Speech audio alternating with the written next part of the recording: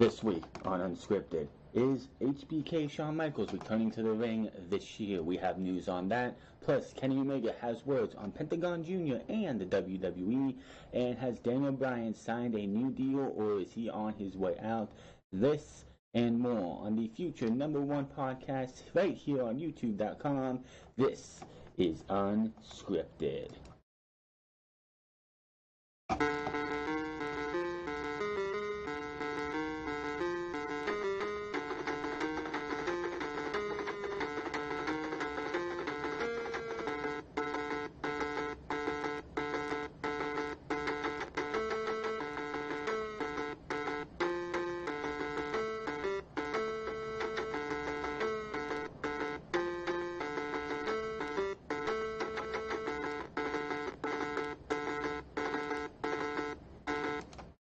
What is going on, everybody? It's the Frost, and we're back again for Unscripted number 35 for September 8th, 2018. We are 1 week removed from the biggest independent show of all time in what else but All In. We do have the attendance number 2 All In and how well it actually did, and much, much more. But of course, we want to talk about, Monday Night Raw, SmackDown Live, and of course NXT, and we'll also sprinkle in the Little Mae Young Classic there as well. All those are on the channel. Make sure to check out all the mini review for SmackDown and Raw, NXT's review, and the Mae Young Classic review, which was up on Friday, which was yesterday, yes. So make sure to check all of those out. And thank you to everybody who has seen those, and let me know in the comment section below of each and every one of those videos what you guys thought. Of course, Monday Night Raw is a big disappointment as usual. We went from having the Mae Young Classic, which was, not the Mae Young Classic, but All In, which was a great show. It did have its hiccups, of course, with the first match of the show, of the main card. Then we had a couple matches there that, the Ring of Honor Championship match, which is just, But for all in all, it was a way better show than what we saw on SmackDown and Raw, even though SmackDown was the better show compared to Monday Night Raw. Monday, they did everything they could to get the Shield cheered by having a riot. And we'll talk about that plot hole of the Shield being booked and seen in front of a judge on Labor Day, of all things. And Mr. Corey Graves decides to put a tweet out there to try and cover Vince McMahon's ass for this entire discrepancy that they decided to look at and overlook, because it was Labor Day this past Monday, and WWE again botched as usual. One of the biggest intriguing things coming out of Monday Night Raw last week was Kevin Owens standing in the middle of the ring after an open challenge against Seth Rollins and saying, "I quit." We were all wondering, is Kevin Owens going to go back to NXT? Is Kevin Owens going to SmackDown? Is Kevin Owens going to be at All In? Which of course was not going to happen. How long was he going to be gone? Was he going to be gone till after Hell in a Cell? Would he come back the night after Hell in a Cell as Paul Heyman's new Paul Heyman guy? We had so many questions of when was going to happen. And what did WWE do? Of course they did, as they always do. They just did nothing with it. They had him come back this week and attack Bobby Lashley and have Jinder Mahal help him beat down Bobby Lashley. So those two are going into a feud.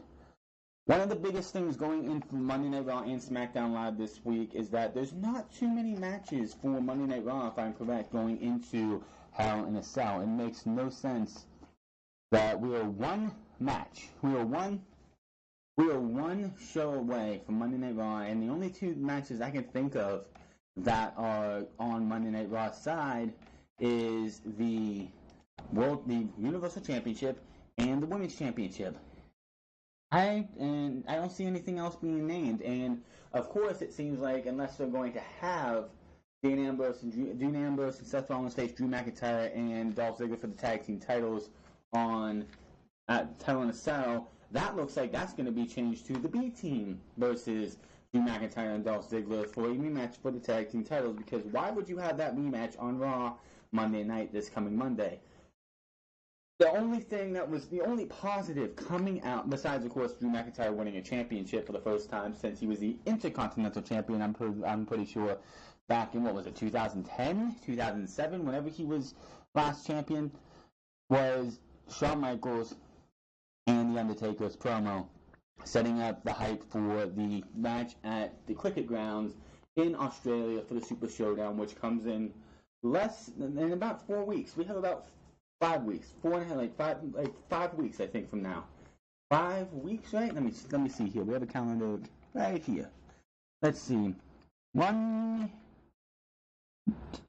weeks. We have 4 weeks from today. We have the Super Showdown. Of course, that is 3 weeks after Hell in a Cell, because this Monday and this Tuesday are the go-home shows.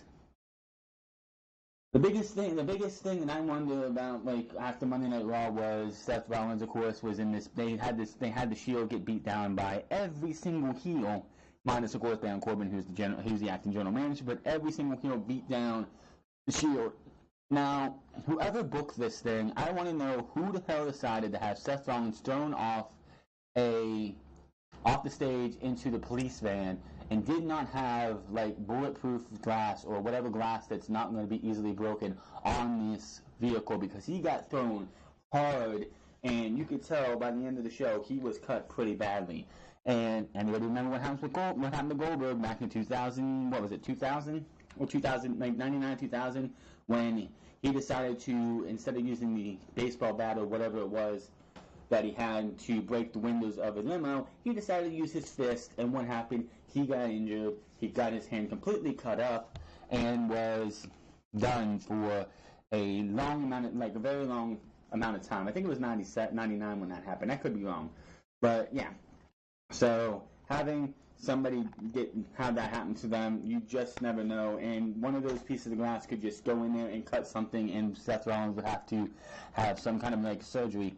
Thankfully, that's not the case, but definitely not something you want to see happen. Then, of course, anybody knows that this entire thing was to make sure everybody cheered the Shield. By the time we get to Survivor Series, if the Shield is still a thing, unless Dean Ambrose turns heel by then, the Shield are going to have every title on Monday Night Raw. They're going to have the tag titles, they're going to have the U.S. title, the Intercontinental title, and they're going to have the Universal title. And it's just like somebody's living by, like, trying to recreate what Evolution did in 2004, 2003, 2004, when they held the World title, the tag titles, and the Intercontinental title. The only difference was there were 4 men, so nobody was a double champion. Seth Rollins will be a double champion, and Dean Ambrose will be a tag team champion. Now, of course, the only positive coming out of the Shield eventually is that if they have Dean Ambrose turn heel and have him betray Seth Rollins and Roman Reigns, if they don't do that, then there is no reason. There was even a couple days ago on Twitter, GameSpot, I think it was, or one of those, I think it was GameSpot, or one of those news sites put an article out that said, here's why we don't need the Shield reunion, and we don't want it.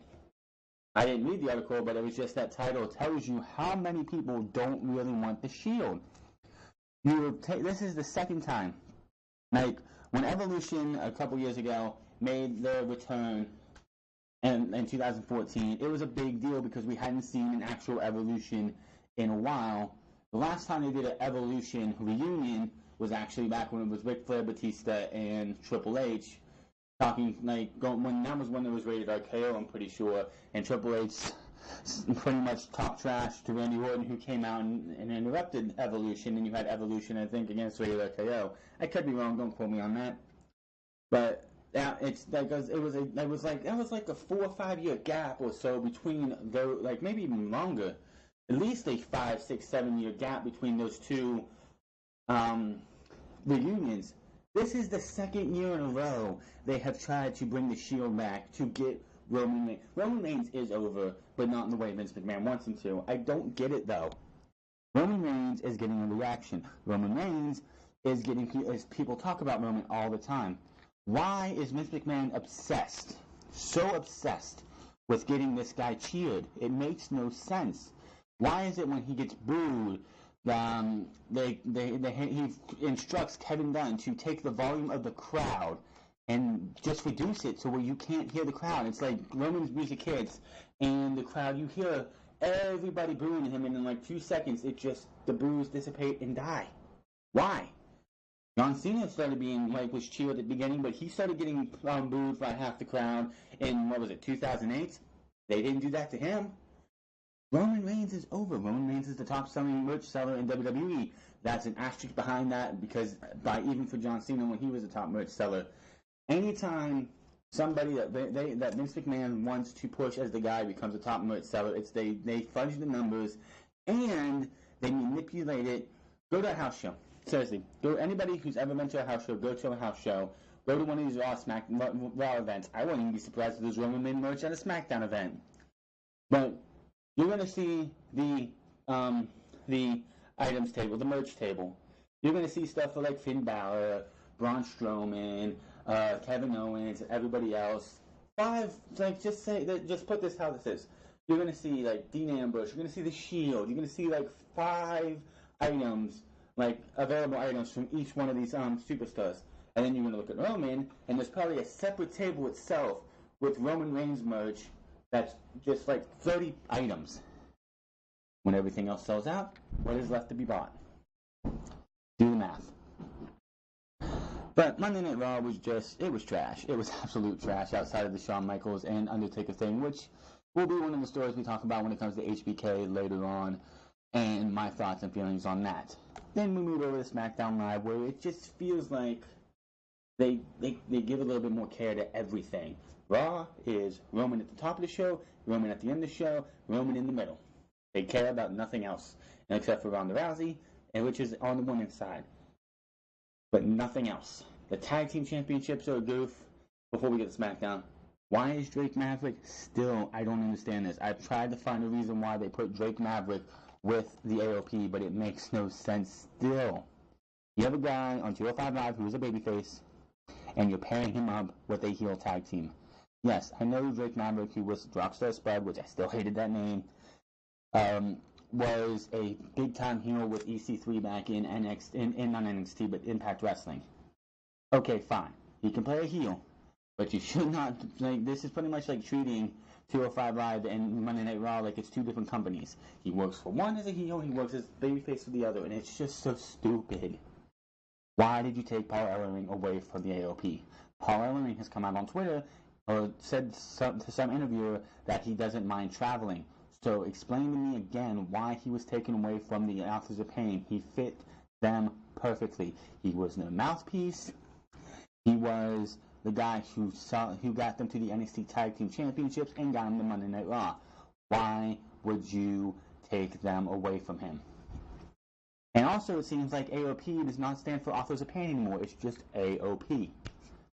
Oh, Vince, why? Why are you going to take everything and just shorten it? Are you that, you're going to have kids wondering in a couple years, what's AOP stand for? It used to stand for Authors of Pain, now it just stands for nothing. Just like when you took WWE and took away World Wrestling Entertainment, and now it just stands for WWE. It's just ridiculous. It is absolutely ridiculous. But yeah, okay, back over to SmackDown Live. Let's see SmackDown Live. Let's see. AJ Styles' Samoa Joe is really good. Becky Lynch and Charlotte is the most intriguing match going into Hell in a Cell. Asuka finally returned, which is surprising that WWE actually, I thought she was going to be leaving soon because they haven't used her since before SummerSlam. Her last appearance was her last appearance as an active wrestler was at Extreme Rules. Maybe she got injured. No, they just had nothing for her. Instead, we had Carmella, who I guess is a babyface now because she's teaming with R-Truth in the Mixed Match Challenge, which that's coming back if anybody actually cares. In 2 weeks from Tuesday? Yeah, 2 weeks from Tuesday. So anybody who likes watching 205 Live right after SmackDown is going to have to wait for another 12 weeks like they did back in January. Again, it has nothing to do with storyline for WWE itself, so I honestly do not care about the Mixed Match Challenge. Some people do, but I ain't one of them, so don't expect any videos or reviews of the Mixed Match Challenge. I guess they're changing I actually think I have that as a story, so we'll talk about it in a bit. But R-Truth is in the main event too, by the way, which, what year is it? 2018, I thought. R-Truth in the main event on SmackDown, winning in the main event on SmackDown in 2018. What in the fuck? I'm fine with it, I guess. Ron Killings was one of my favorite wrestlers back in 2005-6 when he was in Impact TNA still. and was doing when he started his rapping gimmick after the started doing his What's Up and everything after the 3 Live Crew disbanded when they added Kip, also known as Billy Gunn, to the crew when made it 4 Live, and it just died after that. You had the Conan started up the LAX. The New Age Outlaws started becoming the VKM eventually, the Voodoo Kin Mafia, after they were the James Gang for about a couple months. And yeah, he started doing his What's Up and everything, and he still does today. Former NWA World Heavyweight Champion. The guy is a good wrestler. At the age, he's like 40, he's like in his 40s, maybe he's almost 50. The dude can still go. I mean, he hasn't wrestled that much on the main roster in the last few years, so I mean, he's got to be like, his body's got to be saved up now a little bit compared to what it was a couple years ago. The last time he actually was in a main event of anything, I think it was Capital Punishment against John Cena for the WWE Championship. That was the last big thing he did. I'm pretty sure. Either that or the last big thing he did was Miz and Truth, which was the Awesome Truth versus Rock and John Cena at Survivor Series, which I think was in 2011 as well. I could be wrong. Don't quote me on that. I think it was 2011. Yeah, so that was probably the last big thing he did.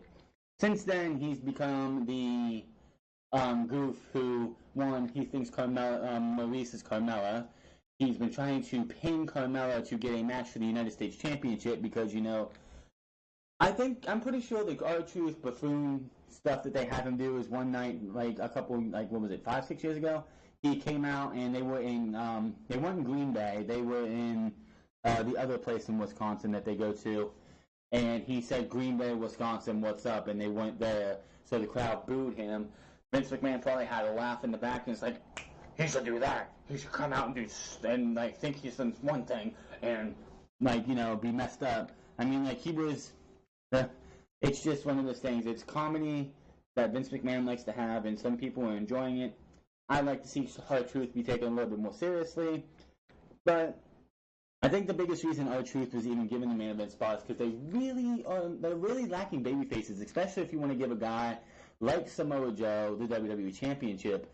Other than AJ Styles and Jeff Hardy, and which Jeff Hardy actually after Hell in a Cell should be taking time off to heal all these injuries because I'm pretty sure he's going to jump off the cell in next weekend. I'm pretty sure he's jumping off the cell, which we will have a preview and predictions next Thursday or Friday.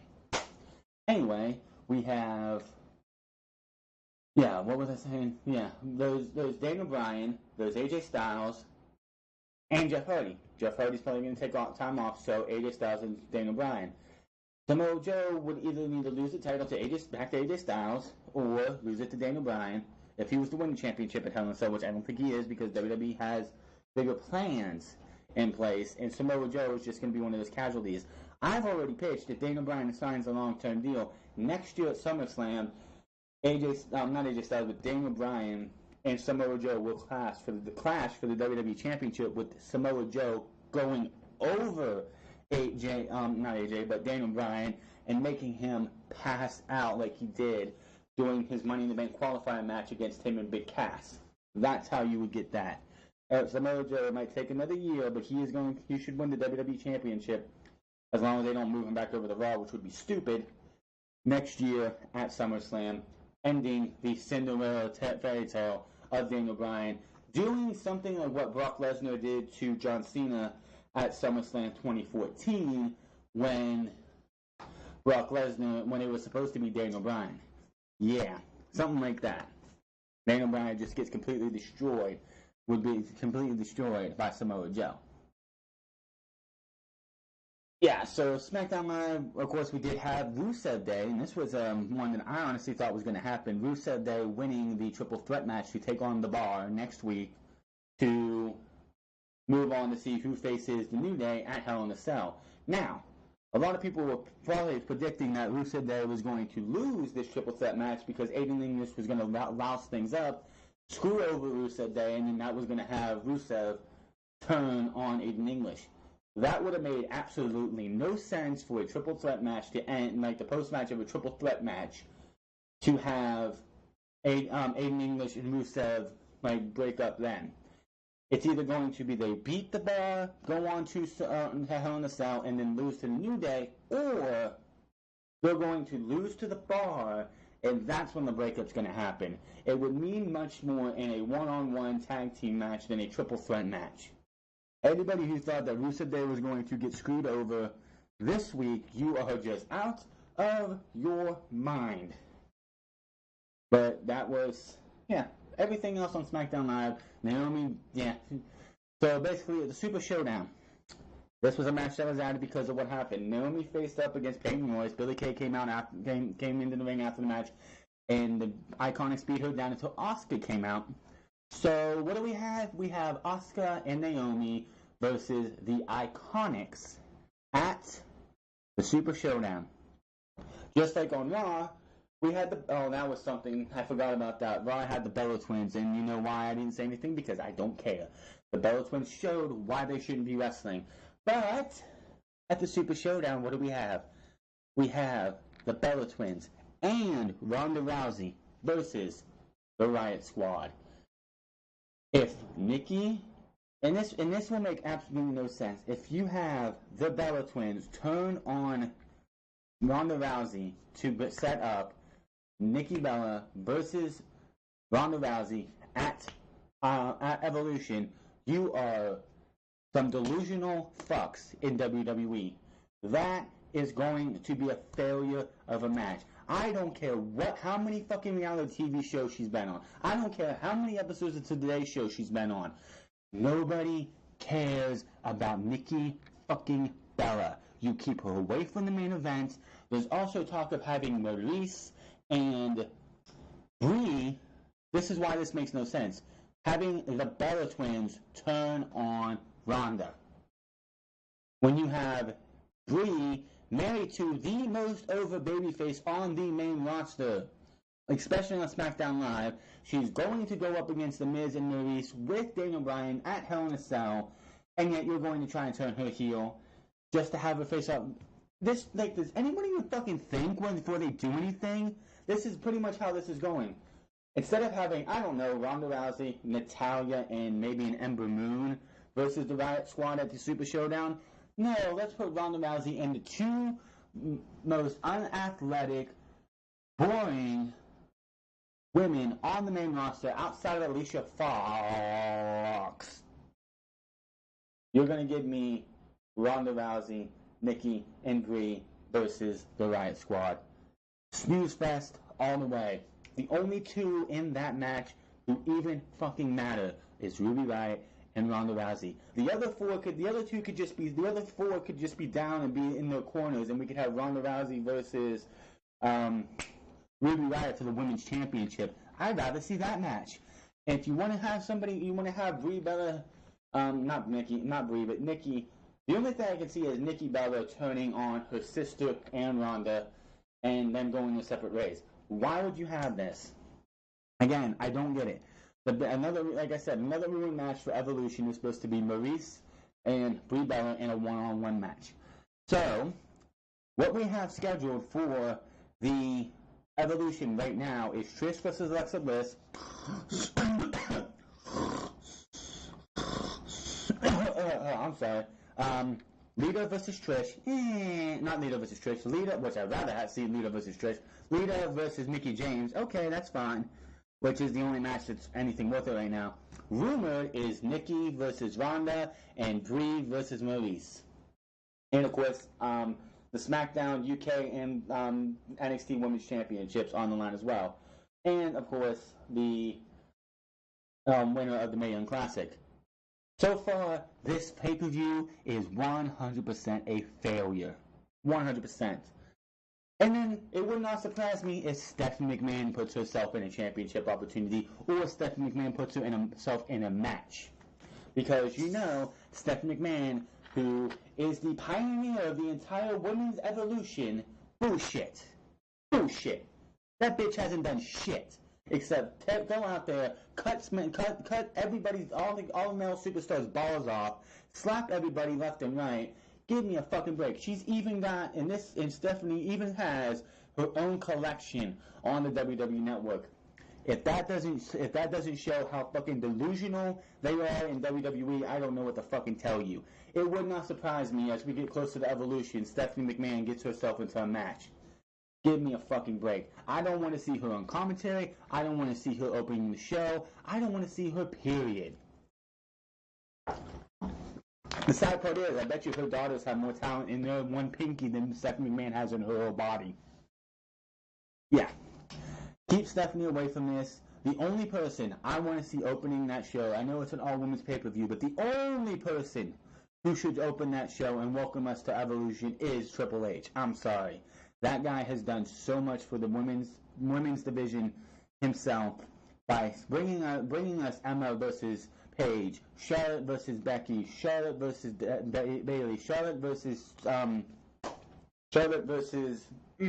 Sasha Banks, Sasha versus Becky, Sasha versus Bayley. That fatal four-way between all four of the horsewomen in NXT.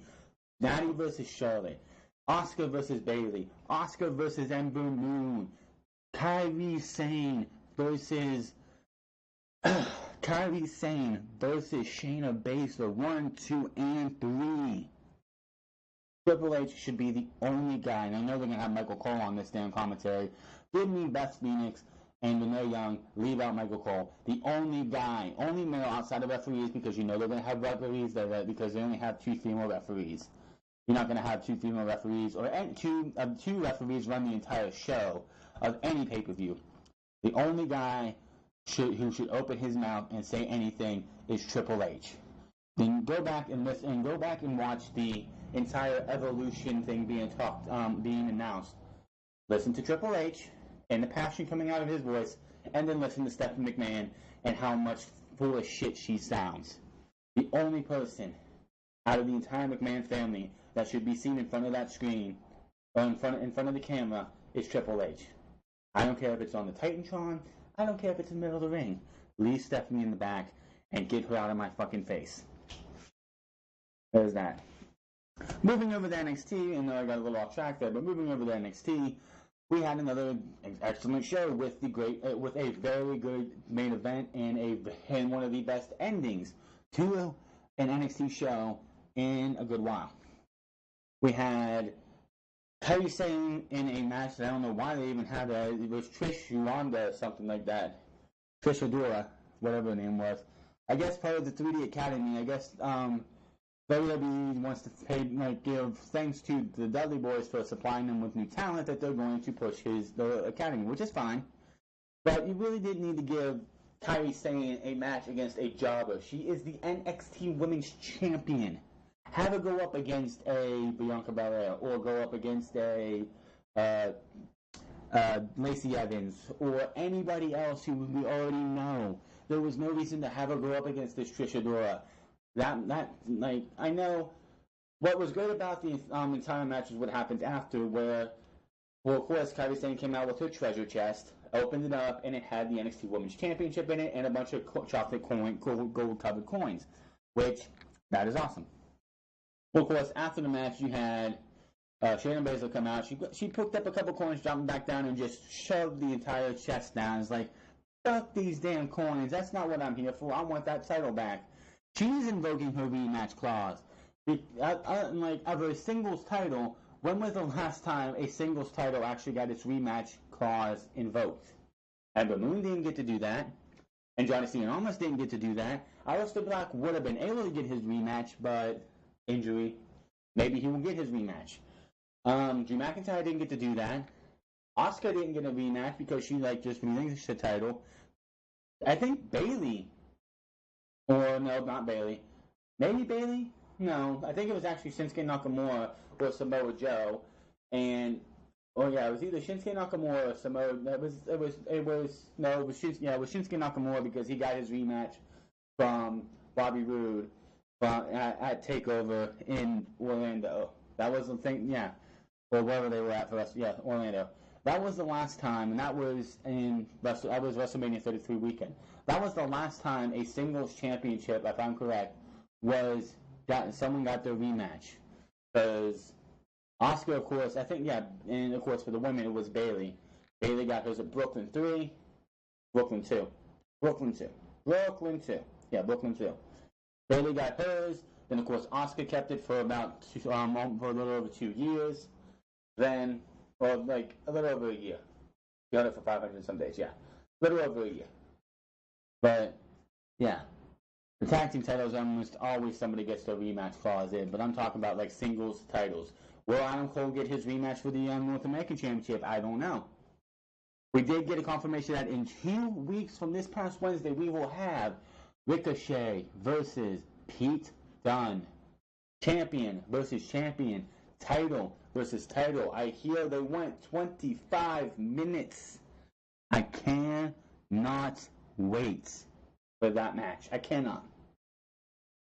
We also seen the Forgotten Sons, who made their debut finally.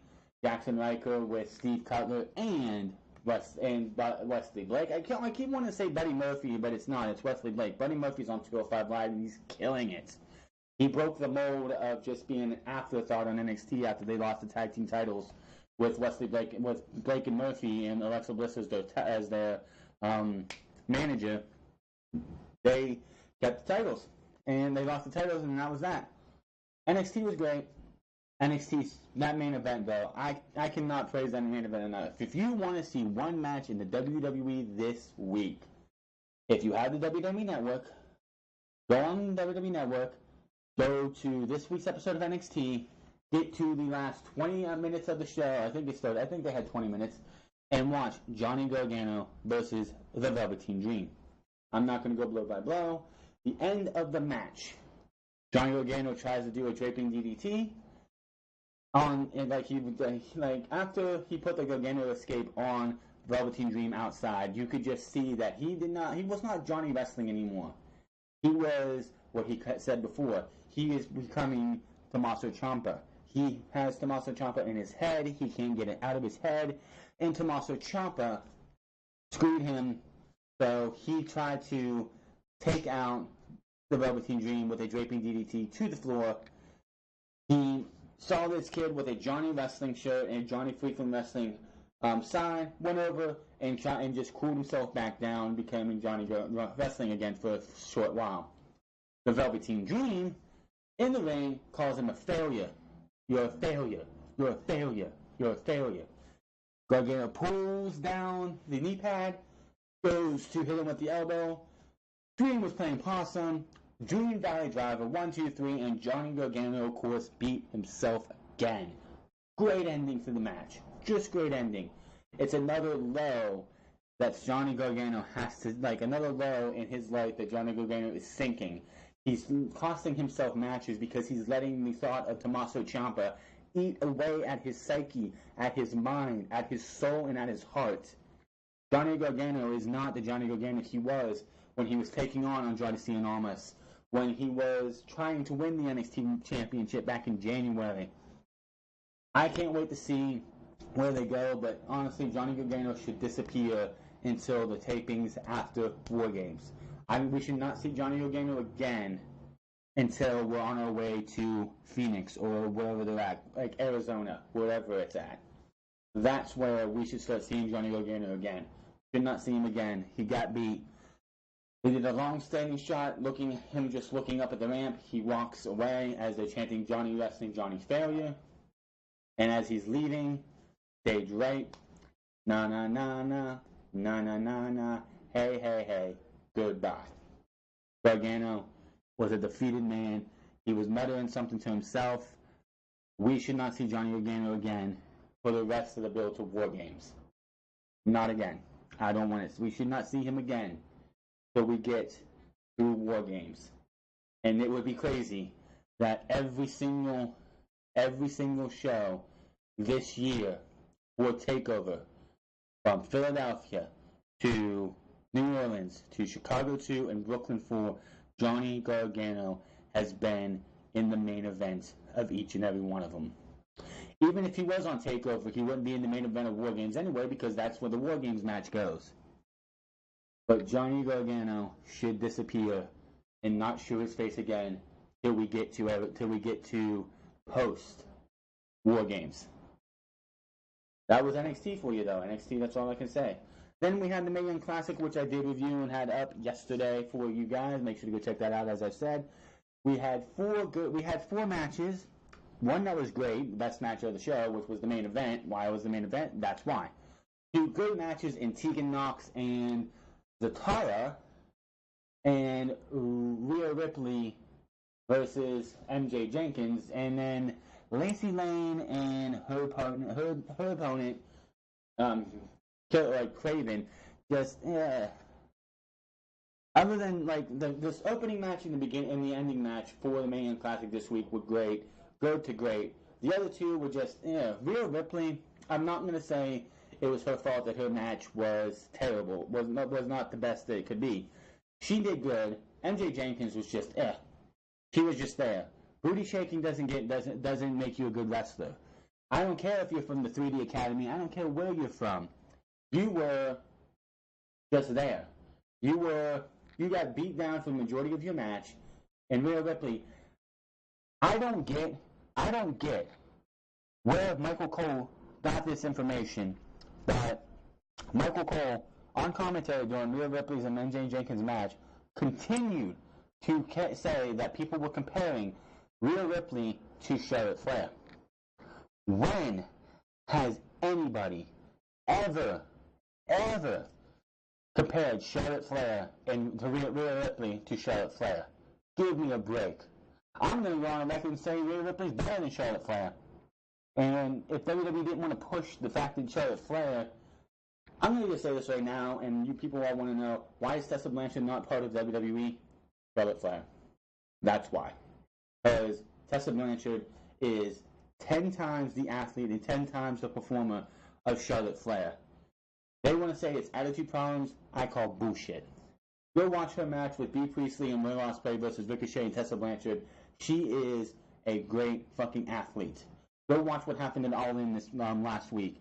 Tessa Blanchard should be killing it in NXT, probably winning the Women's Championship, and then going to Monday Night Raw or SmackDown Live and just making SmackDown or Raw her own. But because she has a famous last name, and it's not Flair, and she's not a blonde, Vince McMahon wants nothing to do with Tessa Blanchard, and it's pathetic, absolutely pathetic. They did, and it was something else noticeable in the packages for, I believe, Tegan Nox and all these other women. A lot of videos of these matches that they showed was these women facing off against the Tessa Blanchard. I kind of find that hilarious that they didn't want to sign Tessa Blanchard, but they wanted to use video footage of the wrestlers that they're showcasing against Tessa Blanchard.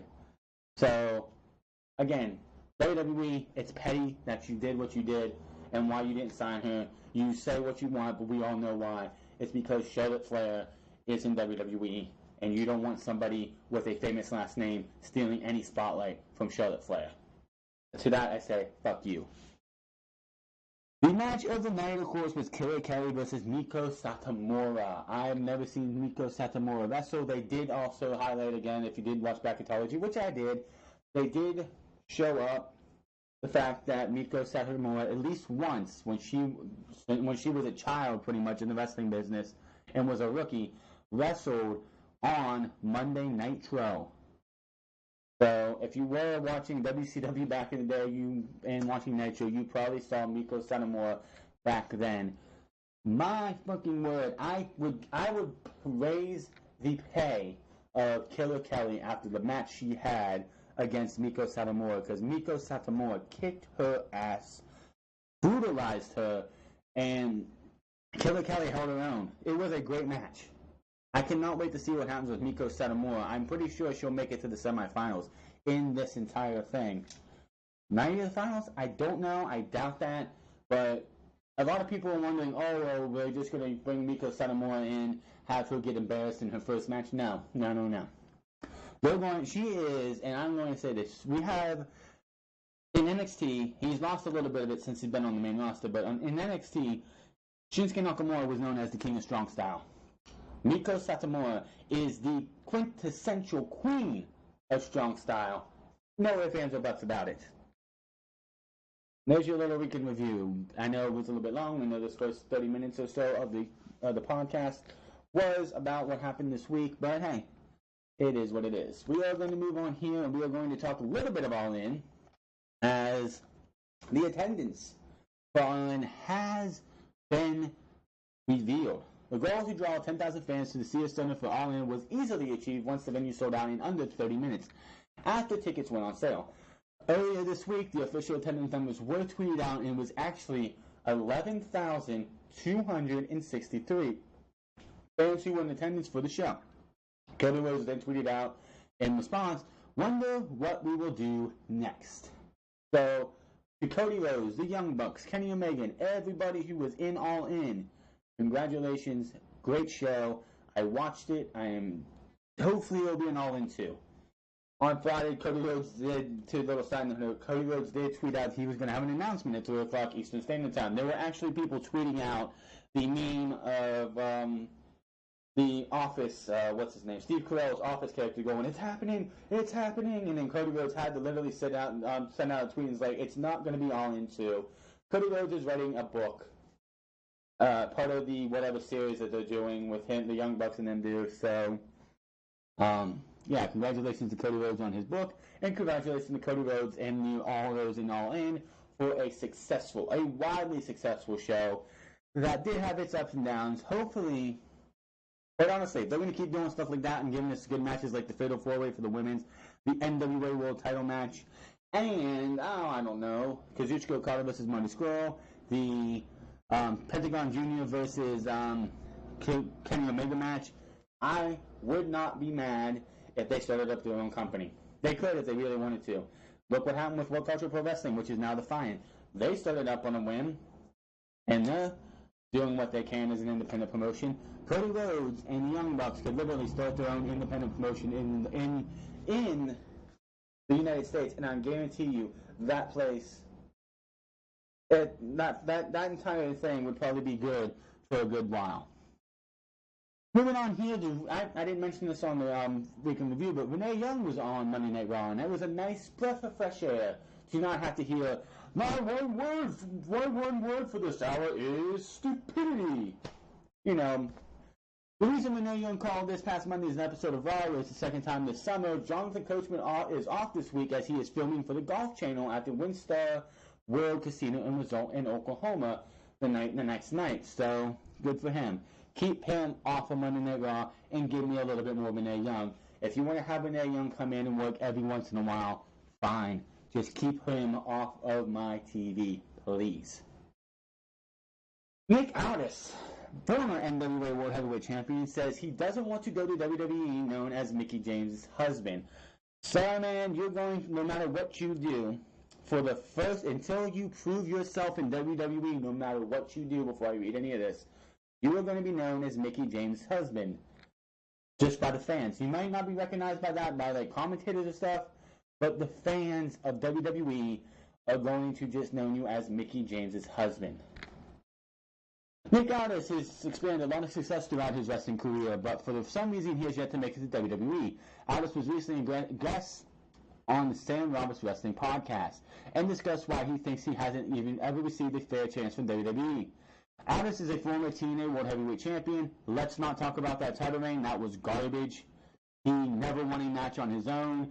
He never held a title. It was like he was the antithesis or the definition of paper champion as the World Heavyweight Champion in Impact Wrestling TNA. It was just a joke. And who did he lose it to? Eric Young, who at the time was a comedy character.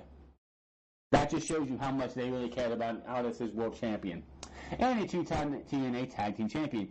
He just lost the NWA World Heavyweight Championship to Cody Rhodes at All In this last week. It was one of the top wrestlers on the independent circuits. I don't know about that. Aldis compared himself to Cody Rhodes in the sense that they both shoulder burdens from who they are outside of the wrestling.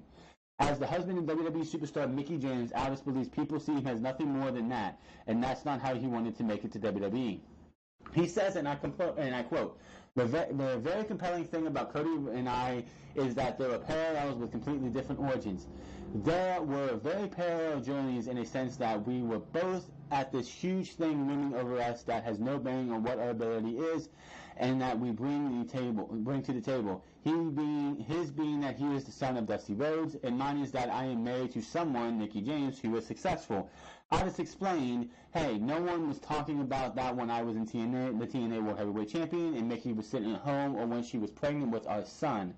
That wasn't an issue, but now that I will get that Twitter troll who says, well, it will be something like, oh, Mr. Mickie James gets another chance. Another chance at what? Believe me, it doesn't help. If anything, it is the opposite. It is not a help that it's not the way that I would want to go to WWE, for example, if that ever happens. But that is not the way I would want to go in. First and foremost, why are you paying attention to Twitter trolls, Aldis? That is a problem. If you sit there and let the Twitter trolls get to you, you will be a constant failure of ever trying to make it to WWE. You have to have a thick skin in this profession. You cannot let Twitter trolls sit there and be like, oh, it's Mr. Mickie James. It's Mickie James' husband. Just let it go. Aldis also said he has learned to ignore fans who troll him, and he has become more comfortable with who he is.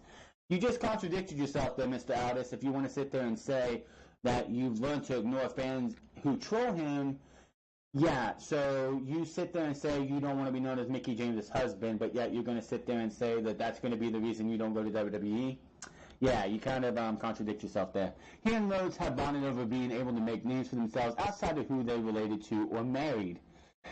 The days of fake it till you make it are over. You got to be there on merit and have to create some interest in what you are doing. The boys are often the first perimeter, whether something is working or not. When I had guys in the dressing room that I had worked with for multiple years in TNA and had come up to me and would say, man, there was just something different about the ways you were doing stuff, and I love just watching you, not necessarily in the ring, but you were going about your business. Aldis said, that starts in your mind. You have to believe and put out there who you are and who your vision is of yourself. It is very necessary where this whole thing, some of it may seem serendipity, but Cody and I had this discussion in private where it may seem that way, but it actually isn't. It is his vision for himself, my vision for myself, Billy Corgan's vision for NWA, David Lagana's vision for the NWA, Ring of Honor. Everything is all intersecting, and we can all learn from this. Now, what he did say about that starts in your mind. You have to believe and put out there who you are and who your vision is of yourself. That can be applied to anybody. So that right there, yes. Just take those words right there, and if you're trying to be something that you can see yourself being, like whether it's an actor, sports person, wrestler yourself, anything, a writer, an accountant, anything that you want to sit there, a podcaster, anything you want to do, a content creator of any kind, do what you want to do and put in, like see the vision of how you want to see yourself in the future, and just go and do everything you can to get to that. If you use that's that. But yes, the one thing that he has to worry about, though, the one thing he needs to learn, though, is that no matter what he does, what fans say does not matter. It's what the boys in the back. If you go in there and just show that, hey, I am not Mickie James' husband on merit, I am Nick fucking Aldis or whatever name, because he's not going to use Nick Aldis in WWE. They're going to give him a different name. Go, try out, have a conversation with Triple H. Just go have a conversation with Triple H and see what happens. You're no longer the NWA World Heavyweight Champion. You don't have to have that burden on you. If you do want to try and get a chance at WWE, you go give a chance. Anybody who thinks WWE passed on him, that's bullshit, because he's honestly saying that he doesn't feel like he would get a fair shot because of Mickie James. But it makes it sound like he hasn't even actually gone out to try out for WWE. He's like, well, I want to go try and be in WWE, but they'll probably just know me as Mickie James' husband. You gotta go out there and give it a try, man. If you want to try and be in WWE, you want to be in WWE, go call up Triple H and see if there's any interest. That's what you need to do. The Mixed Match Challenge returns, as I said earlier. WWE's confirmed the return of the Mixed Match Challenge, which will once again be on Facebook Watch. Will they make the stupid mistake that they did on Season 1? What was that stupid mistake? They pulled in Impact Wrestling TNA. What do you mean by that? What do you mean in Impact Wrestling TNA? Okay, let's go back to 2010, and when Hulk Hogan and Eric Bischoff convinced Dixie Carter and the entire board of whatever to go head-to-head with Monday Night Raw. What was the mistake that they made? They went head-to-head with Monday Night Raw. That was one. Number two, something you should never do. They had live on Monday, replay on Thursday. What? Why would you do that? Fast forward to the first Mixed Match Challenge. You had live on Tuesday, replay on the WWE Network on Thursday. So you mean to tell me that I don't have to sit there and watch live? I can watch on Thursday whenever the fuck I feel like it? Why would you do that? What you should do, and what they should do as for the Mixed Match Challenge is, you get the entire season done, and then you wait a couple weeks, and then you put the whole thing, or you wait a month, and then you put the whole thing on WWE Network, so people, if they want to, they can binge watch it. The first season of the show, which pits teams from Raw and SmackDown Live against one another, was won by The Miz and Asuka. An exciting new season of the Mixed Match Challenge that will stream live in the United States and for the first time in France, Germany, Mexico, Australia, Indonesia, Philippines, Spain, Thailand, and Vietnam, beginning Tuesday, September 18th at 10 Eastern, 7 Pacific, with a special Mixed Match pre-show starting at 9:50 has been announced. Why would you have a pre-show at 9:50 while SmackDown Live is going on? Wow. The 14-episode series will air on Facebook and feature WWE superstars from Raw and SmackDown Live competing in a round-robin style tag team elimination tournament in which all teams will face each other. Each 30-minute episodes will feature 2 matches. So they're going to have 2 matches instead of 1, like they did originally. I don't know what's going on outside. If you heard that beeping, it looks like someone's doing construction, even though it's whatever. WWE Mixed Match Challenge is a Raw vs. SmackDown Live round-robin tournament where a male and female superstar team up to determine which combination of strength, skill, athleticism, and experience reigns supreme. Each showdown in the competition will follow traditional mixed match tag team matches rules when tagging whatever. The teams from Monday Night Raw are including returning tandems Braun Strowman and Alexa Bliss, as well as new combinations including Bobby Lashley, Sasha Banks, Finn Balor and Bayley, Jinder Mahal and Alicia Fox, and Kevin Owens and Natalya. Why we got Sasha Banks and Lashley?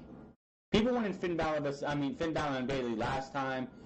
At least they're not doing the stupidity they did last time, where it's like, oh, we have all these teams, but we're going to have one team where we have like Bayley, and you get to decide whether it's going to be Samoa Joe,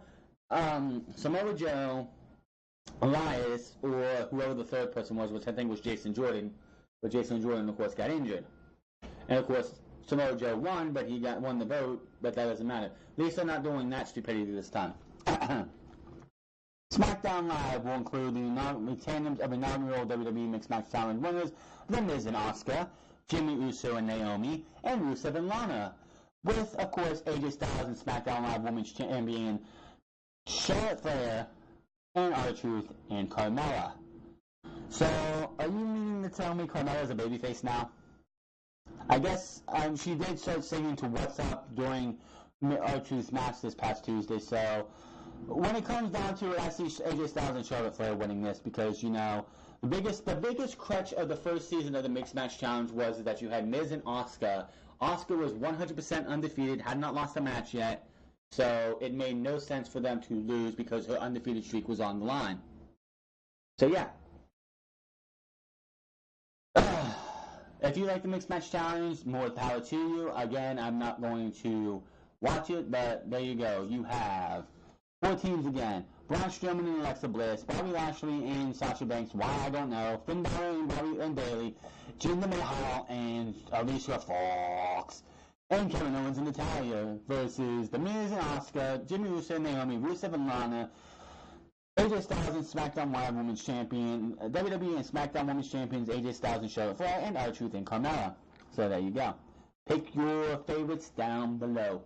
WWE has announced 2 more matches for these big Super Showdown, was the Iconics versus Asuka and Naomi, and the Bar versus Tag Team Champions, The New Day. One question, why is this match happening if we don't even know that's so? The Bar versus The New Day, either that tells you Rusev Day's winning and they're going up against the Bar, they're going up against New Day at Hell in a Cell only to lose, or this match has no, or the match at Hell in a Cell has absolutely no meaning behind it because it's going to be the Bar versus the New Day, and the Bar will probably lose. So the matches coming into the Super Showdown are AJ Styles versus Samoa Joe for the WWE title, Miz versus Daniel Bryan, #1 contenders to the WWE Championship. Cruiserweight title, Buddy Murphy versus Cedric Alexander. I'm picking Buddy Murphy for that one. The New Day versus the Bar for the tag team titles. Again, why are we having this match if the match at Hell in a Cell is going to be the Bar or Rusev Day? Triple H versus The Undertaker, Bobby Lashley and John Cena versus Elias and Kevin Owens. The Shield versus Braun, Dolph, and Drew McIntyre. The Bella Twins and champion Ronda Rousey versus the Riot Squad. Asuka and Naomi versus Billie Kay and Peyton Royce. And that's that. There you go.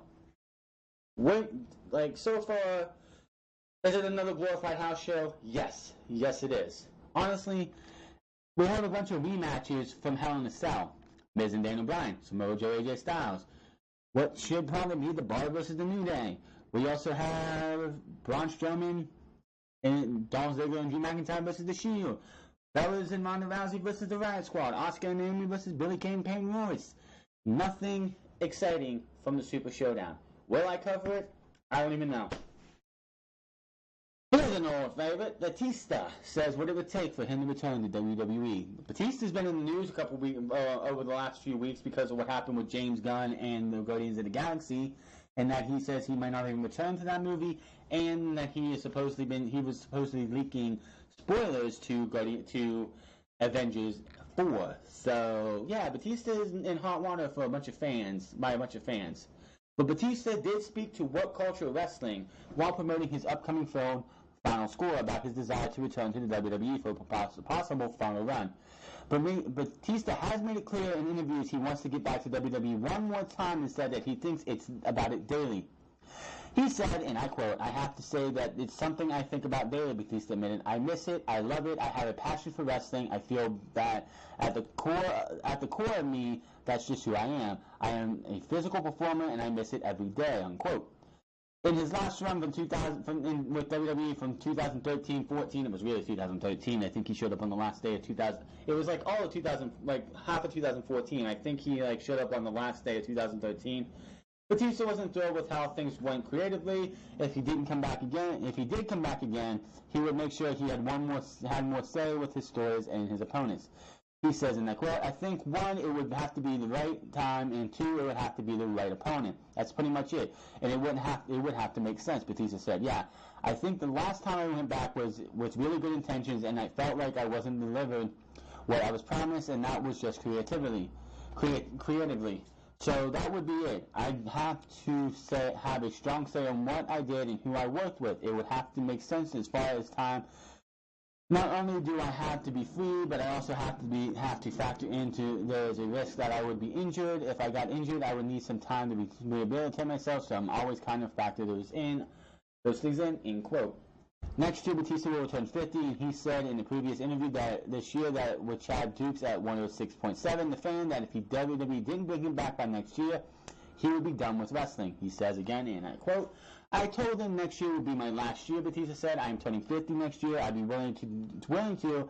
I feel great physically. I'm in great shape. I've never let up on that, but I just don't want to be the old guy in the ring, and I don't want to overstay my welcome.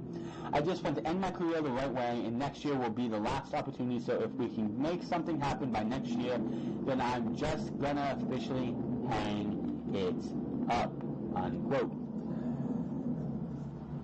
So that is Batista. There was a big rumor going around that there was a big talk, and Batista even admitted this, that he was supposed to be the partner to Ronda Rousey. WWE, he even talked to Triple H about it, and WWE never got back to him, and they just pretty much shut him out. Will we see him back in WWE? Doubt it. WWE's just moved on from Batista. Probably not happy with the fact that he got successful. They'll go kiss The Rock's ass anytime they need to, but because he's the biggest movie star of all right now. But with Batista, they were like, "Oh, you're gonna fail. You're not gonna do anything. You're gonna just you're just gonna go out there. You're gonna make a couple movies and you're gonna bomb. You're not gonna be The Rock. You're never gonna be The Rock. And when you come crawling back to us, we'll be here for you." He went out. And, oh, what's that? Drax the Destroyer? Oh, what's that? Guardians of the Galaxy 1 and 2? Oh, what's that? And Infinity War 1 and 2? Oh, that looks like, and a couple other movies too. Yeah, I think they're embarrassed with the fact that he's successful without them, that he doesn't need WWE, that WWE is just would play second fiddle to his movie career. I think that eats Vince McMahon, and at least that eats them up inside. But the fact that this guy is successful, and they don't want, like, other than The Rock, they don't want you to be successful, especially if they could use you to wrestle for them. Kenny Omega has some words for Pentagon Jr. and WWE. IWGP Heavyweight Champion Kenny Omega spoke with Sports Illustrated's Extra Muscle section just after his victory against Pentagon Jr. at All In. And here are some highlights. He talked on Pentagon Jr. Pentagon, he says, and I quote, "Pentagon not only has the untrainable it factor, but also the rare ability to adapt and to succeed whenever he competes. He has a unique charisma about him that fans connect with, and regardless of where he competes or what style he's prominent, he seamlessly blends in yet stands apart from everyone else on the card." End quote. Yes, I can agree with that. Pentagon Jr. is definitely, and there's a reason why WWE wants Pentagon Jr. and his brother Phoenix. Do I want to see Pentagon Jr. in WWE? No, because what are they going to do? They'll take the mask off. They'll have him go out and be like, "Yeah, we'll want you, but you got to lose that mask." No. Pentagon Jr., stay away from WWE. You are worth so much more than what they will do to you. WWE, he says, and wanting to offer a different product to the fans. He says, and I quote, "Fans, wrestlers, and even the general public have been conditioned to believe that there is an enormous skill gap between WWE and everyone else. Bullshit. A major league and a minor league, it's either you're there or you're just not good enough. While it's true the collection of talent is undeniable, a small group of us have bet on ourselves and on unique alternative vision we have for pro wrestling. What they can offer in flash, we can offer in substance." Agreed.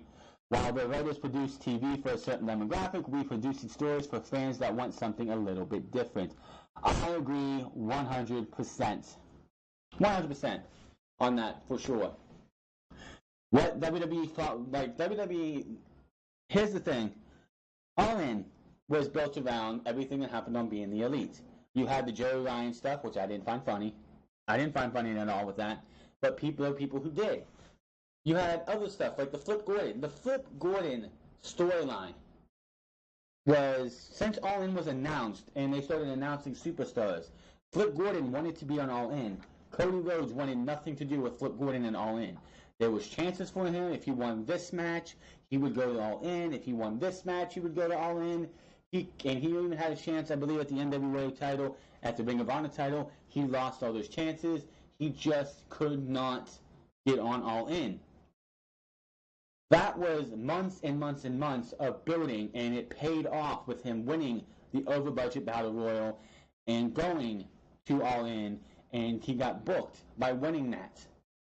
Do you expect WWE to sit there and actually do that type of storyline? Look what happened with Kevin Owens. You had the guy quit last Monday on Raw.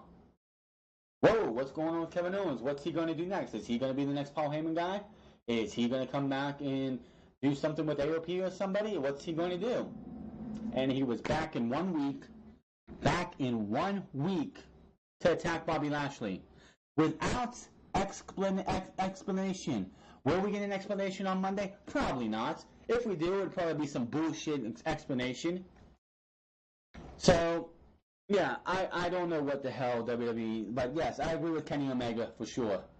They like WWE produces products, like TV product for a certain demographic. Yeah, if you have a load in your pants or you're a lonely housewife, that's about it.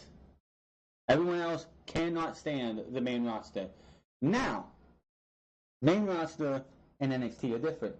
Kenny Omega and the Young Bucks, Cody Rhodes, and all those guys, they produce something closer to, like, NXT produces as close as you're going to get in WWE to the indies as you can. They have substance. They don't make you feel like an idiot. They actually continue storylines. Attention to details. Like, loopholes are not there. Plot holes are not there. WWE, Triple H knows what he's doing. Triple H, when he takes over from WWE, I hope can bring at least a little bit what they do in NXT and sprinkle it over this shit that we call Raw and SmackDown. Moving on here, AJ Styles has joined an exclusive club this past Tuesday, and no, it's not the Kiss My Ass Club. Tuesday, WWE World Heavyweight Champion AJ Styles joined 8 other alum of the New York Squared Circle to hold the company's #1 belt for 300 days straight. He joins a who's who of Hall of Famers. Bruno Sammartino, Bob Backlund, Pedro Morales, Hulk Hogan, Randy Savage, Kevin Nash, and then, of course, also John Cena and CM Punk. So, talk about who's a name. From Bruno to Bob Backlund, Pedro Morales, and Hulk Hogan, Randy Savage, Kevin Nash, John Cena, and CM Punk.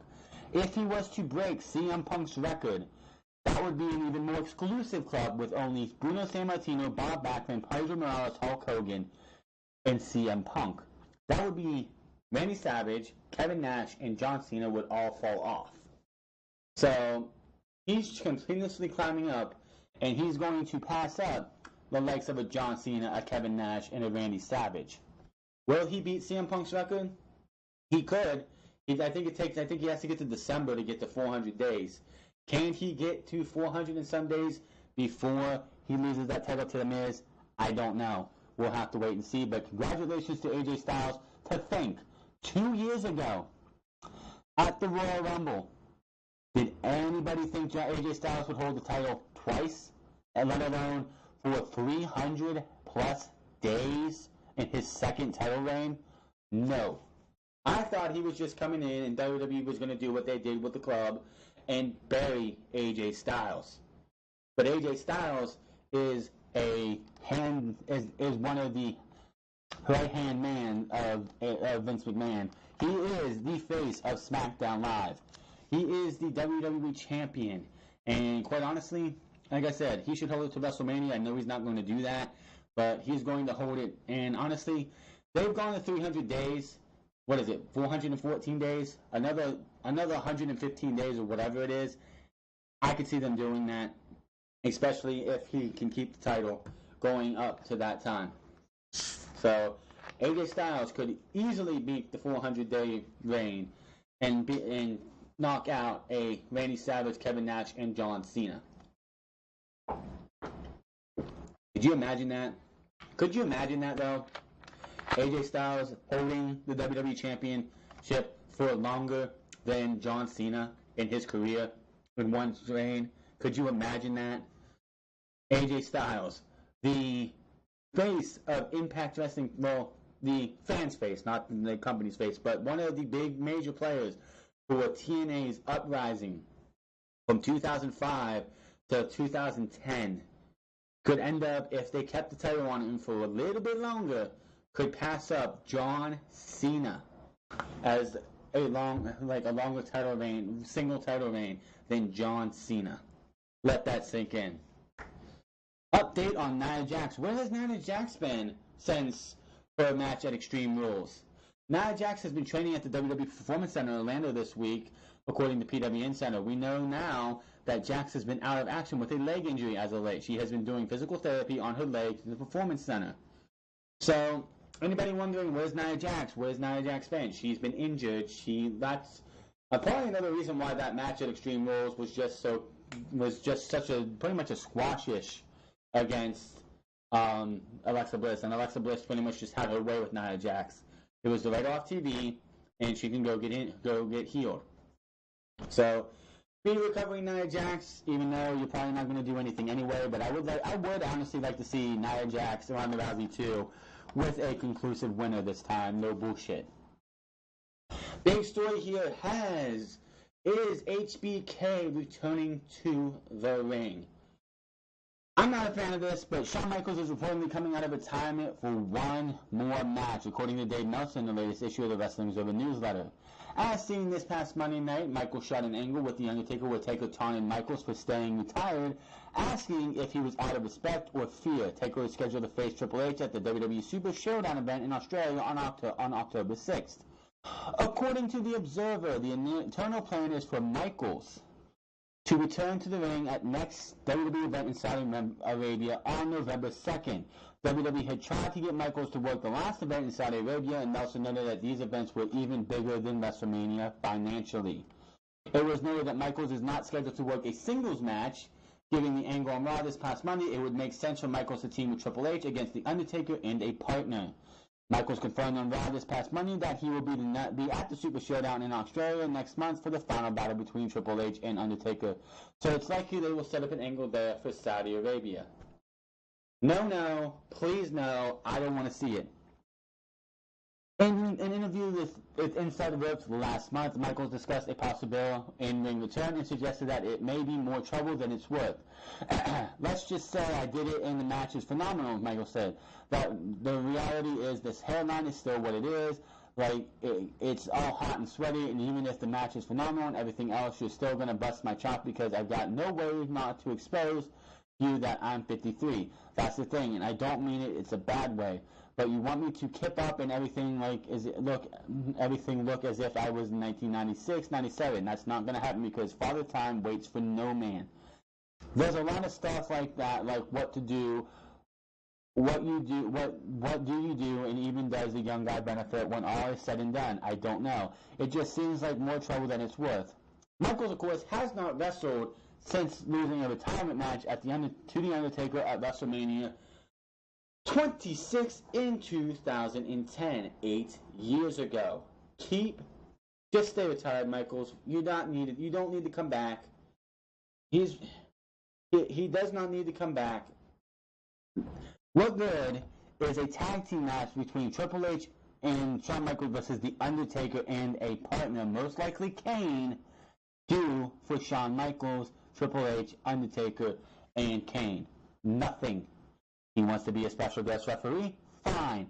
But don't wrestle. Please. It doesn't need to happen. The biggest problem with Shawn Michaels coming back is it has been 8 years. He's in his 50s. Him coming out there and he's going to be like, oh my God, it's Shawn Michaels. They're expecting all this stuff, and then he's just a big disappointment. You don't need to come back.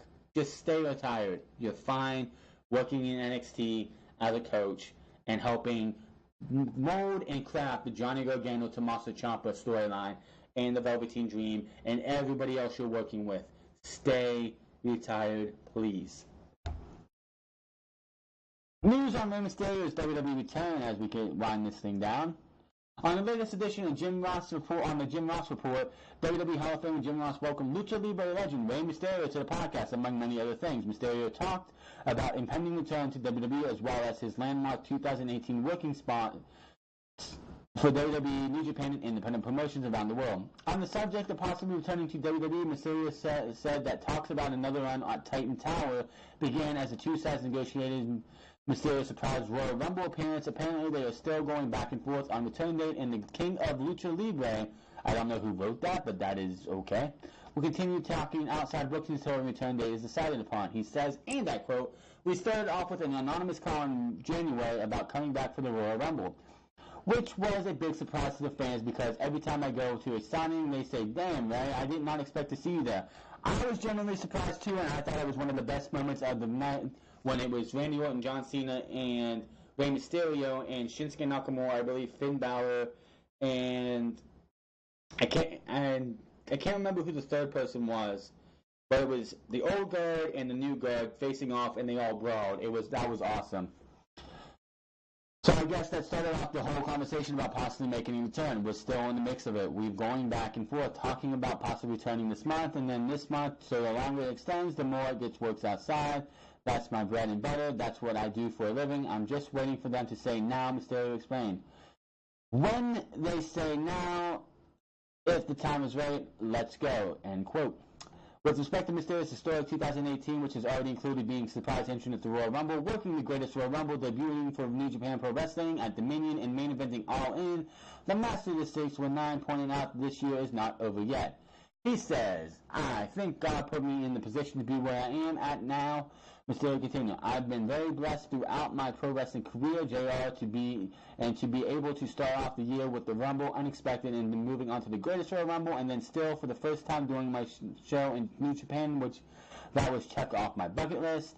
I've never been there before, and I was very excited and pleased to go for the first time, and this year is not over yet. All In last Saturday, it was history. I just felt I've been at the right place at the right time. Will we see Rey Mysterio back in WWE? It's only a matter of time. That's all I can say. Should he be back full time? No. Honestly, the only time you would see Rey Mysterio should be SmackDown shows, and that's it. SmackDown shows, maybe a house show every once in a while, but not every week, not every day. The guy is up there in age, and he should be close to retiring too. But like I said, will we see him in WWE? It's only a matter of time. Now, on to the stupidity of Monday Night Raw. Many fans are pointing out the obvious plot hole regarding the Shield's arrest on this past Monday. According to the storyline, the Shield were arrested, processed, and met in front of a judge before being released and returning to the arena, all on a holiday. Not just any holiday, Labor Day. Corey Graves made perfect sense of... Corey Graves tried to make perfect sense of the angle, as seen below. Graves tweeted, made a few calls this morning. Turns out David Otunga has a judge friend in Columbus and called in a late-night Labor Day favor for the Shield. Bullshit. Bullshit. I'm sorry. Bullshit. Give me a break. This was WWE trying to fix a mistake that they made. They didn't say this on Raw. They didn't even make mention of David Otunga on Raw. Yes, David Otunga is a certified lawyer. He has all that stuff. He can do whatever he wants there. But I don't give a shit what friend you have as a judge. There ain't no damn judge on Labor Day coming into work just to see a bunch of hooligans. They would have been there overnight. They weren't going to be doing shit. Stupid ass fucking thing. Nobody in WWE ever thinks things through. Next week, if you wanted to have the whole arrest thing, fine. That would have made more sense. But no, what did you do? You did it on Labor Day. Dumbasses. Who wrote that? Whoever decided to pitch that to Vince McMahon and say, oh, well, we'll just have him arrested. They should lose their job now. So, again, that was just WWE doing what they can to try and rectify a mistake that they made. Somebody should lose their job.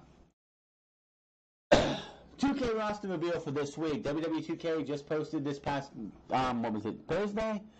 The second stream of the week of 2K roster reveal, once again hosted by Rusev Live. This week we'll be covering Superstars of SmackDown Live and 205 Live. This week's announcement were AJ Styles, Asuka, The Miz, Lindsay Dorado, who's making his game debut, Shinsuke Nakamura, Mandy Rose making her game debut, Shelton Benjamin, Becky Lynch, Nelis, Andrade Cien Almas making his game debut, Rusev, Lana, who is actually a playable character this time and not just a manager, the Usos, both Bludgeon Brothers, the Iconics, the New Day, the Club, Samoa Joe, Charlotte Flair, Naomi, Carmella, Ari Daivari, Sonya Deville, Tony Nese, Drew Gulak, and Mustafa Ali all making their game debut. Jeff Hardy, Daniel Bryan, Aiden English, Akira Tozawa, Alexander Wolf, Cedric Alexander, Cesaro, Chris Jericho, which he is a SmackDown superstar with the Superstar Shakeup of last year. Actually, no. Yeah, the Superstar Shakeup and winning the United States Championship.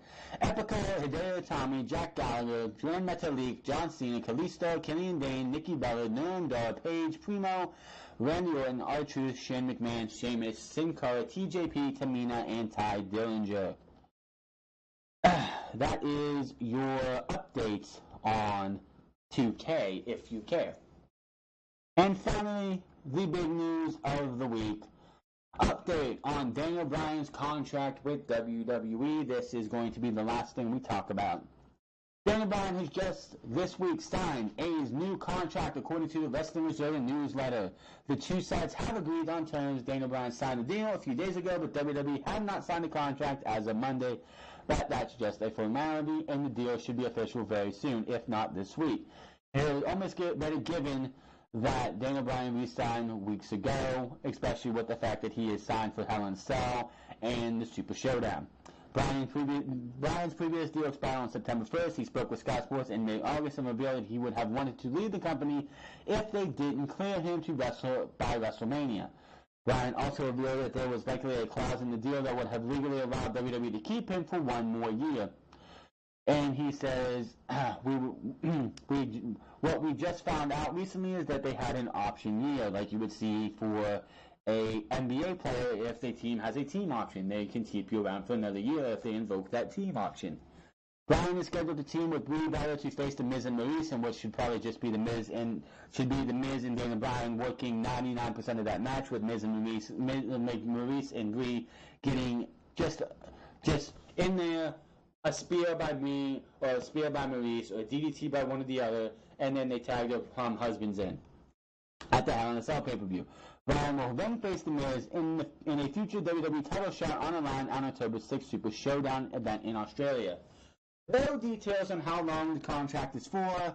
It could just be an extension. We don't know that. All we know is that Daniel Bryan has officially signed with the WWE again. It could be a year. It could be two. WWE does like to lock in their superstars for at least 3 or 4 years. But we will have to wait and see what happens. But Daniel Bryan is locked in for another year on the WWE's payroll. He's at least signed for another who knows how long. It's good to see Daniel Bryan will be doing great things. They're lucky to keep him because I'm telling you right now, if he would have walked and not signed with WWE and went free for Super Code of Honor, it would have been like Super Code of Honor, yes, had already sold out, but that would have just been the icing on the cake for a show like Super Code of Honor. But now that Daniel Bryan has signed a new contract, they can continue the storyline that eventually goes to Daniel Bryan, barring any foul injuries or anything, can go and win the WWE Championship for the 4th time and the first time since 2014 at WrestleMania, like he should. But that is your Unscripted for this week.